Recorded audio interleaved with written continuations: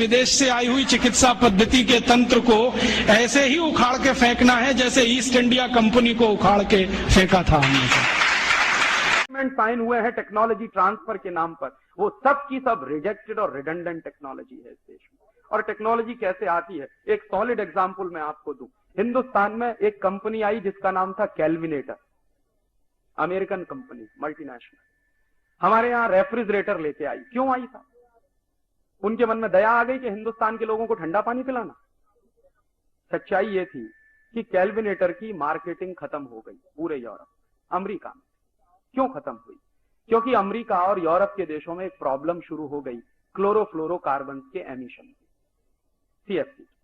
तो CFC emission की जब प्रॉब्लम शुरू हुई, और खासकर ये नॉर्डिक कंट्रीज में बड़ी भारी प्रॉब्लम हो गई, स्कैंडिनेवियन कंट्रीज में बड़ी भारी प्रॉब्लम हो गई।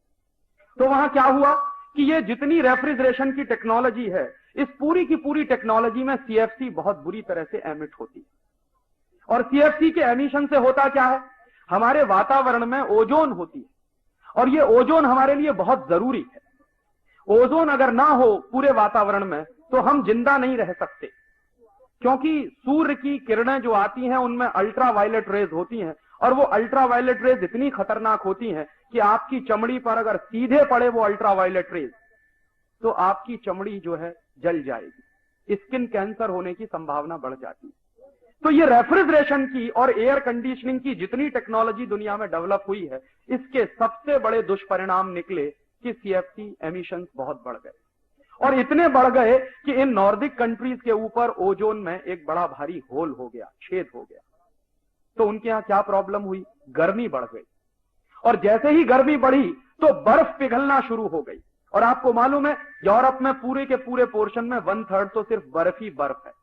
तो वो बर्फ पिघलना शुरू हुई, और जैसे बर्फ पिघलना शुरू हुई तो नदियों में पानी ज्यादा आने लगा, और पानी ज्यादा आने लगा तो बाढ़ आने लगी। आपको मालूम है साल भर पहले लॉस एंजलिस में बाढ़ आई, जिसमें पूरा का पूरा शहर बह गया।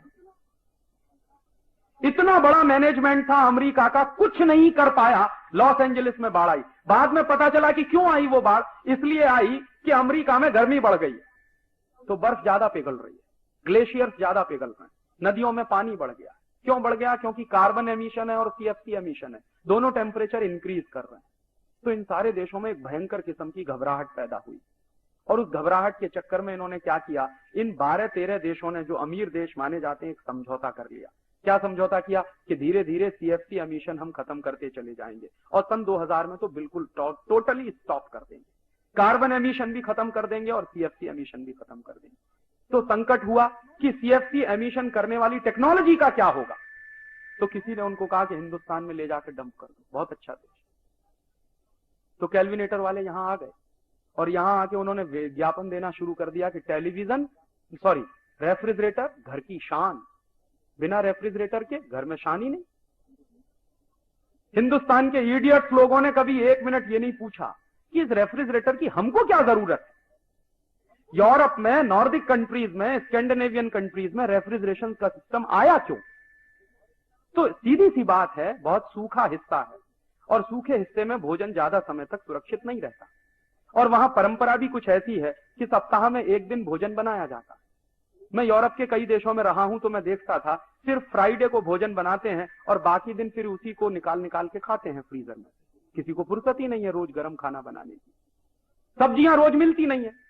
मैं फ्रांस में था तो बीन्स अगर लेनी होती थी तो एक दिन मिलती थी हफ्ते में, वो भी इंडिया से जाती थी तब मिलती थी। कॉलीफ्लावर लेना है तो कभी एक दिन मिलता था हफ्ते में।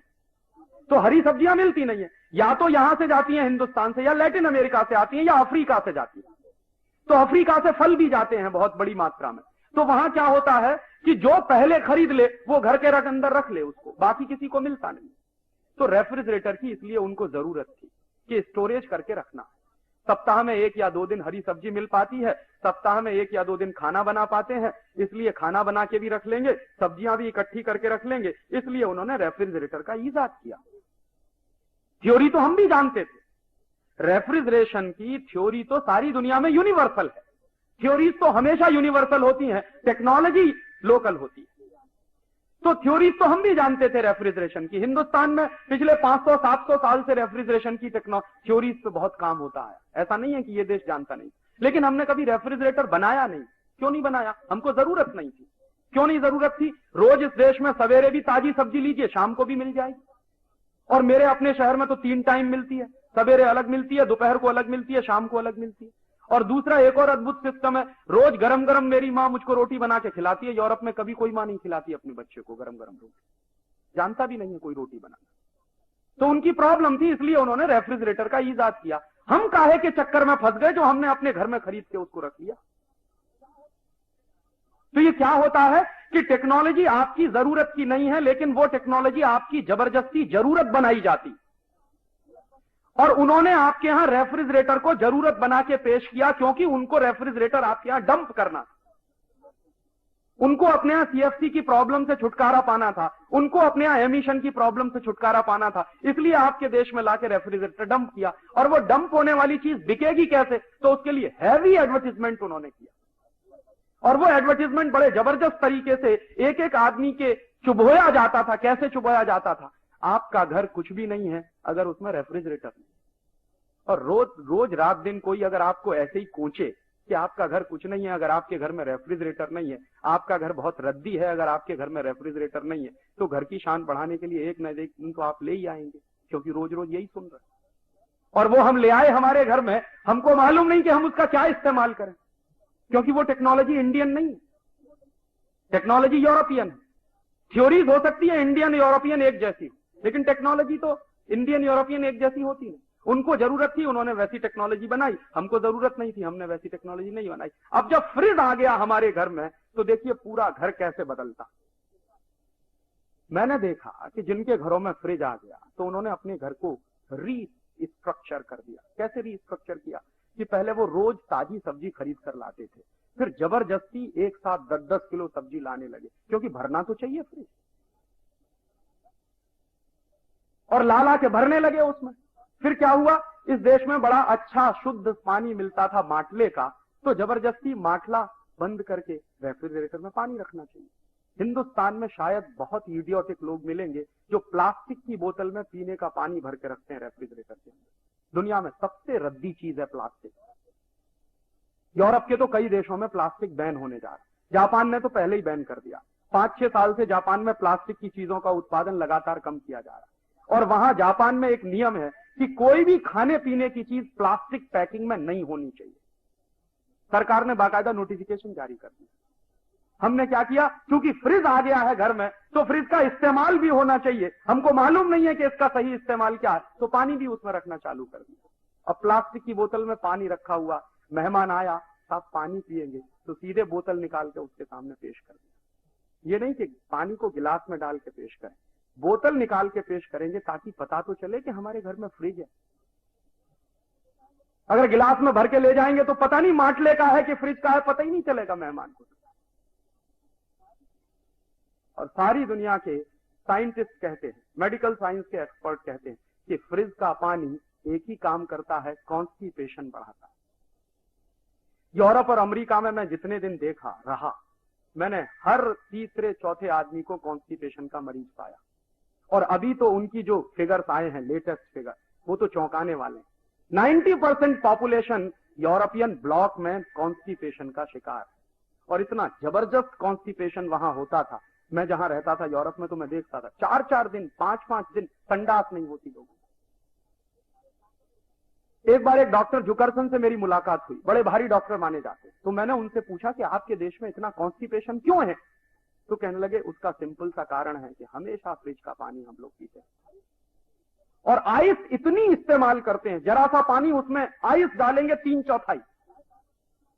चाहे पेप्सी पीना हो, कोका पीना हो, तो 3/4 उसमें आइस के क्यूब्स होंगे और मुश्किल से 1/4 उसमें कोका या पेप्सी या कोई सॉफ्ट ड्रिंक होगा या हार्ड ड्रिंक होगा, कुछ भी होगा। इतना जबरदस्त आइस इस्तेमाल करते हैं, इसलिए कॉन्स्टिपेशन। तो मैंने डॉक्टर जुकरसन से पूछा, क्या पेशेंट आते हैं तो आप क्या करते हैं? तो कहता हूं कि हर पेशेंट से कि देखो फ्रिज का पानी पीना बंद कर दो पहले, और अगर संभव है तो गर्म पानी पियो, उकाड़ा हुआ पानी पियो। तो मैंने कहा हिंदुस्तान में तो हजारों साल से धर्म यही कहता है कि गर्म पानी पियो, हमको क्या जरूरत थी, ये काहे को उठा लाए, ये बीमारी हम हमारे घर में। तो हमारे पास इतनी भी चॉइस नहीं है जुडिशियस कि किसको हम टेक्नोलॉजी कहें और किसको हम रिजेक्टेड और रिडंडेंट टेक्नोलॉजी। और सच्चाई यह है कि जो चीज यूरोप में रिजेक्ट हो जाती है, जो वहां रिडंडेंट घोषित कर दी जाती है, उसी को उठा के हिंदुस्तान में इस्तेमाल करना चालू कर देते। तो उनकी प्रॉब्लम थी, इसलिए उन्होंने रेफ्रिजरेटर का ईजाद किया। हम काहे के चक्कर में फंस गए जो हमने अपने घर में खरीद के उसको रख लिया। तो ये क्या होता है कि टेक्नोलॉजी आपकी जरूरत की नहीं है, लेकिन वो टेक्नोलॉजी आपकी जबरदस्ती जरूरत बनाई जाती, और उन्होंने आपके यहां रेफ्रिजरेटर को जरूरत बना के पेश किया, क्योंकि उनको रेफ्रिजरेटर आपके यहां डंप करना था। उनको अपने यहां सीएफसी की प्रॉब्लम से छुटकारा पाना था, उनको अपने यहां एमिशन की प्रॉब्लम से छुटकारा पाना था, इसलिए आपके देश में लाके रेफ्रिजरेटर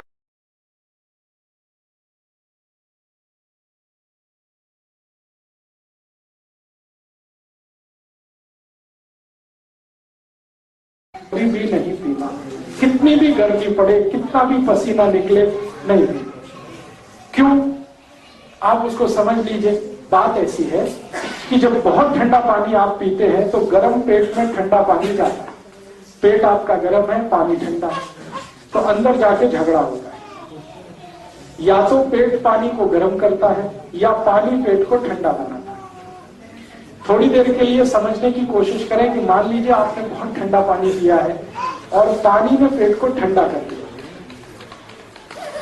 पेट के जैसे ही ठंडे होते ही हृदय ठंडा हो जाएगा आपका, क्योंकि पेट और हृदय का आपस में कनेक्शन है। हृदय के ठंडा होते ही मस्तिष्क ठंडा हो जाएगा आपका, ब्रेन, और मस्तिष्क के ठंडे होते ही शरीर ठंडा हो जाएगा, और शरीर के ठंडा होते ही आपको घर के बाहर निकाल के फेंक देंगे वो सब लोग जो आपको लिपट कर प्रेम करते हैं। वो सब आपको छूना भी पसंद नहीं करेंगे, क्योंकि शरीर ठंडा हो गया। और वो एक ही बात बोलेंगे, जल्दी लेके जाओ, इसको हटाओ, क्यों रखा हुआ है, अंतिम संस्कार करना है, क्योंकि शरीर ठंडा होते ही राम नाम सत्य होती है।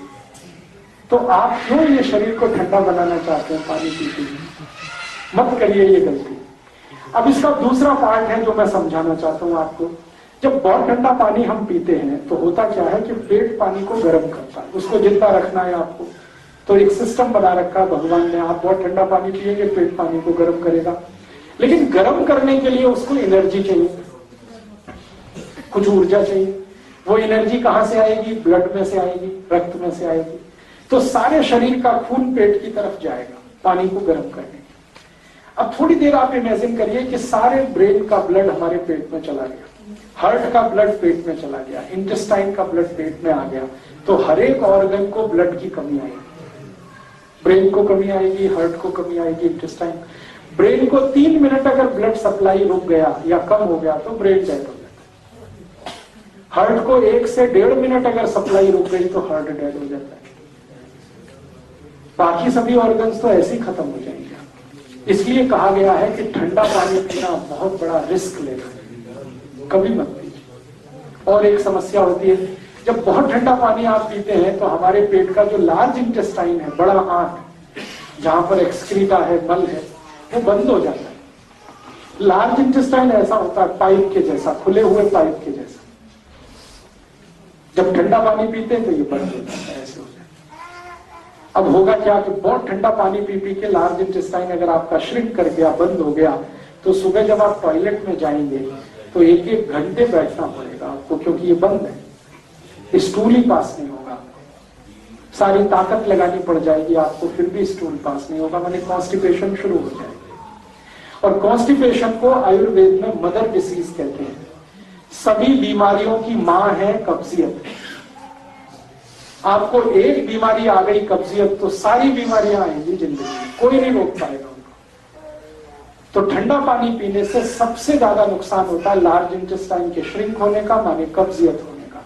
इसलिए आप ये गलती मत करिए कभी। मैंने मेरी आंखों से देखा है, अमेरिकन और यूरोपियन लोग बहुत ठंडा पानी पीते हैं, इतना ठंडा पानी पीते हैं कि हम सोच नहीं सकते। अमेरिकन यूरोपियन लोग तो क्या करते हैं, पानी को फ्रीज में रख देते हैं, 5-6 दिन रखा रहता है, खूब ठंडा होता रहता है, फिर पानी को निकालते हैं, फिर आइस क्यूब डालते हैं उसमें, बर्फ के टुकड़े, फिर पीते हैं। दुष्परिणाम क्या होता है? जो भी अमेरिकन यूरोपियन लोग ठंडा पानी पीते हैं, चिल्ड वाटर पीते हैं, वो सवेरे जब टॉयलेट रूम में जाते हैं तो 1-1 घंटे बाहर नहीं आते। कुछ लोग तो 2-2 घंटे बैठे रहते हैं। उनको पूछोगे भाई क्या करते हो 1 घंटे टॉयलेट रूम में, तो कहते हैं न्यूज़पेपर पढ़ते।